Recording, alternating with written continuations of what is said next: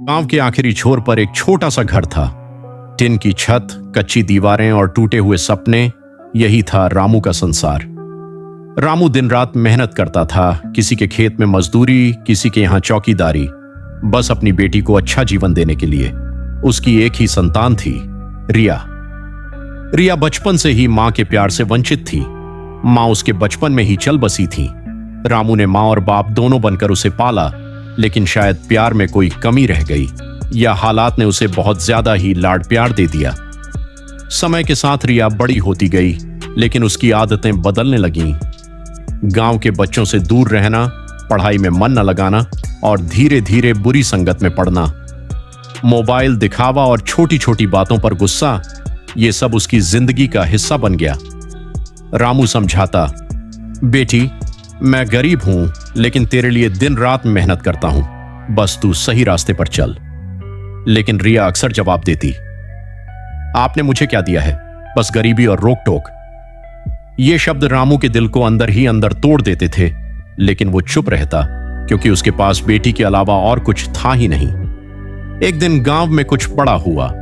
रिया गलत संगत में पड़कर शहर भाग गई। रामू ने उसे ढूंढने के लिए अपनी सारी जमा पूंजी खर्च कर दी। कई महीनों तक वह दर दर भटकता रहा। एक दिन उसे शहर के बस स्टैंड पर एक लड़की मिली, थकी हुई, परेशान और आंसुओं से भरी हुई। वो रिया थी, लेकिन अब वो वही पहले वाली रिया नहीं थी। महंगे सपने टूट चुके थे, दोस्त धोखा दे चुके थे और जिंदगी ने उसे सिखा दिया था कि सच्चा प्यार और सुरक्षा क्या होती है। रिया दौड़कर अपने पिता के पैरों में गिर पड़ी। पापा, मुझे माफ कर दो। मैंने आपकी गरीबी को अपनी कमजोरी समझ लिया, लेकिन असल में वही मेरी सबसे बड़ी ताकत थी। रामू की आंखों से आंसू बहने लगे।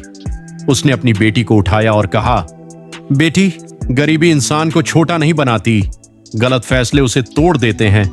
तू वापस आ गई, यही मेरे लिए सब कुछ है। रिया उस दिन समझ गई कि असली दौलत पैसा नहीं, बल्कि पिता का संघर्ष और उसका प्यार होता है। और रामू ने भी सीखा कि प्यार देना जरूरी है, लेकिन सही रास्ता दिखाना उससे भी ज्यादा जरूरी है।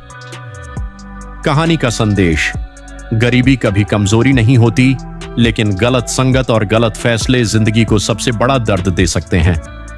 माता पिता का संघर्ष हमेशा हमारे बेहतर भविष्य के लिए होता है। उसे समझना ही सच्ची समझदारी है।